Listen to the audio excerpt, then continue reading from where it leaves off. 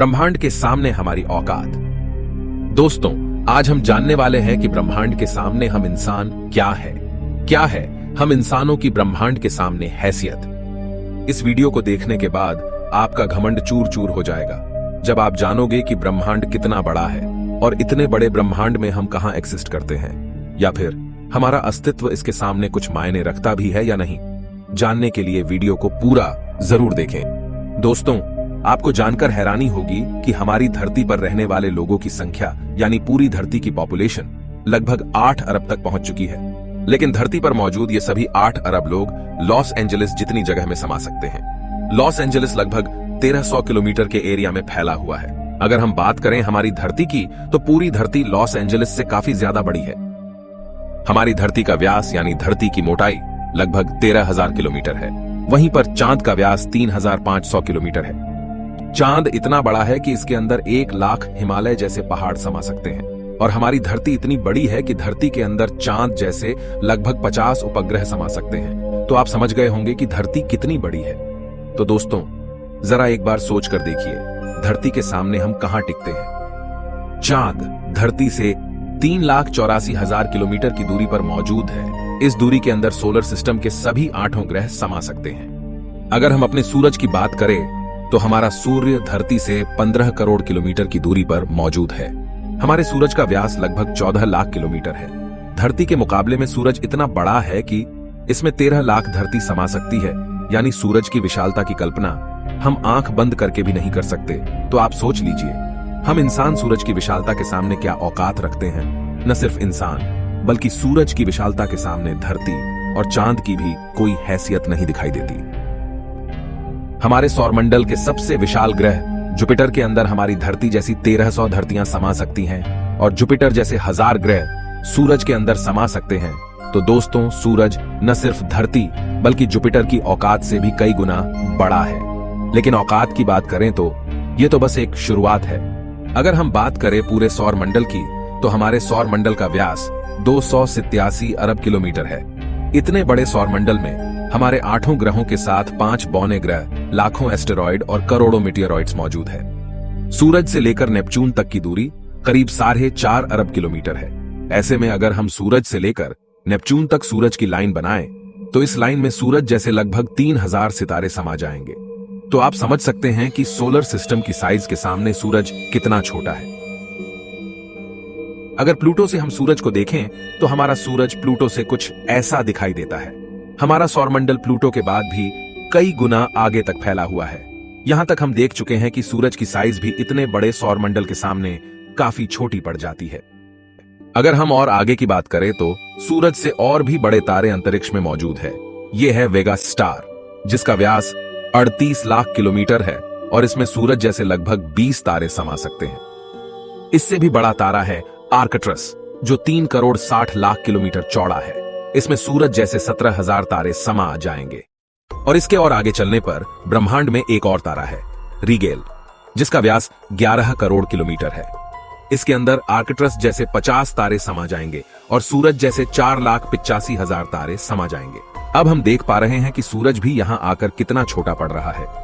चलिए और आगे चलते हैं। ये है बीटलजूस, जिसका व्यास 1 अरब 23 करोड़ किलोमीटर है।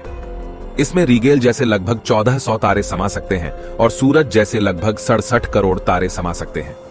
अब आप सोच लीजिए, यहां आकर सूरज भी एक रेत के कण के बराबर लग रहा है। इसके आगे हम मिलते हैं वीवाई कैनिस मेजोरिस से, जिसका व्यास 2 अरब किलोमीटर है और इससे भी बड़ा तारा है यूवाई स्कूटी, जिसका व्यास लगभग 2 अरब 40 लाख किलोमीटर है। और अब तक का झात सबसे बड़ा तारा है स्टीफनसन 218, जिसका फैलाव 3 अरब किलोमीटर के बराबर है। यानी इस तारे के अंदर सूरज जैसे 9 अरब 83 लाख तारे समा सकते हैं। ब्रह्मांड में अब तक इससे बड़ा कोई सितारा नहीं मिला है और इस तारे के सामने सूरज का अस्तित्व न के बराबर है। ऐसे में हम इंसान और हमारी धरती तो इसके सामने कुछ भी नहीं है। जरा सोच कर देखिए, इस तारे के अंदर धरती का अस्तित्व मायने भी रखता है या नहीं। अब अगर हम बात करें ब्रह्मांड में इससे भी बड़ी संरचनाओं की, तो हम पहुंच जाते हैं कैट्स आई नेबुला के पास। यह आकार में 0.4 प्रकाश वर्ष बड़ी है, यानी प्रकाश को भी इसे पार करने में 4 महीने 26 दिन लगेंगे। यह ब्रह्मांड के सबसे विशाल तारे के मुकाबले कितना बड़ा है। इस नेबुला के अंदर स्टीफनसन जैसे लगभग 3000 तारे समा जाएंगे और इससे भी बड़ा हेलिक्स नेबुला है जिसका व्यास 5 प्रकाश वर्ष है, यानी प्रकाश को इसे पार करने में 5 साल लगेंगे। और इसमें स्टीफनसन जैसे 15,000 तारे रखे जा सकते हैं। इससे भी आगे है ओरियन नेबुला जो 24 प्रकाश वर्ष चौड़ा है और इससे आगे हमें मिलता है ओमेगा सेंटोरी कंस्टलेशन जिसका व्यास 150 प्रकाश वर्ष है।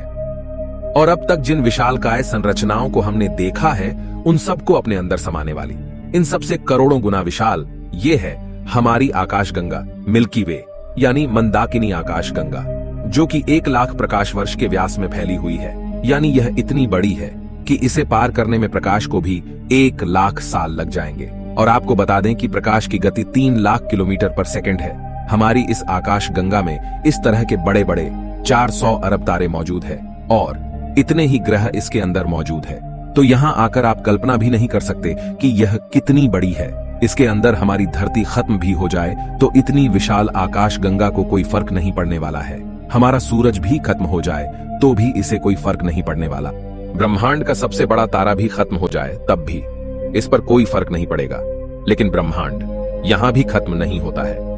इससे भी आगे चलने पर अगर हम हमारी पड़ोसी आकाशगंगा एंड्रोमेडा की बात करें तो यह हमारी गैलेक्सी से 2 गुना बड़ी है। इस गैलेक्सी के अंदर 10 खरब तारे मौजूद हैं। अब तक जाने गए सबसे विशाल तारे स्टीफनसन से इस गैलेक्सी को भर दिया जाए तो इसमें 40,000 खरब स्टीफनसन 218 जैसे तारे आ सकते हैं। अगर हम और आगे पृथ्वी से 23 करोड़ प्रकाश वर्ष दूर जाए तो हमें एक और आकाश गंगा मिलती है, UGC 2885 गैलेक्सी, जो कि 4,63,000 प्रकाश वर्ष के व्यास में फैली है। यह हमारी गैलेक्सी से 4 गुना बड़ी है और इसमें 50 खरब तारे मौजूद हो सकते हैं। पृथ्वी से 100 करोड़ प्रकाश वर्ष दूर इससे भी और भयानक और बड़ी गैलेक्सी है, IC 1101 गैलेक्सी, जो कि 40 लाख प्रकाश वर्ष के व्यास में फैली हुई है और इसमें 1000 खरब तारे रहते हैं। इसके अंदर 30,000 से भी ज्यादा मिल्की वे गैलेक्सी जैसे आकाश गंगाएं समा सकती हैं। और अगर हम इससे आगे चलकर और देखें तो इससे भी ज्यादा बड़ी गैलेक्सी ब्रह्मांड में मौजूद है जिसके सामने मिल्की वे आकाश गंगा भी कुछ नहीं है।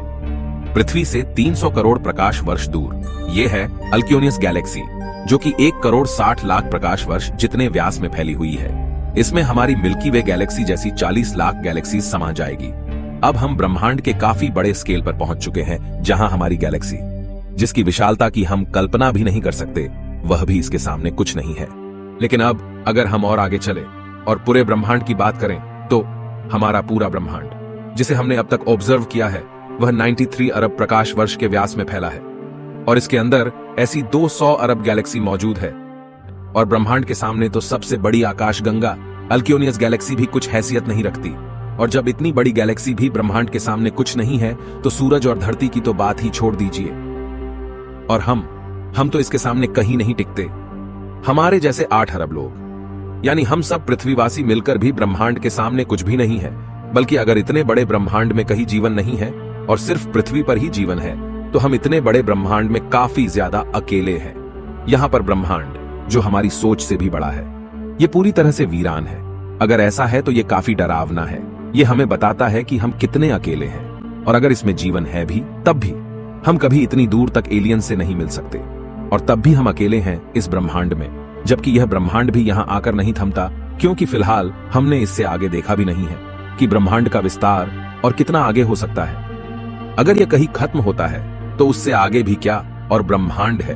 अगर हाँ तो क्या वो हमारे ब्रह्मांड से भी बड़े हैं?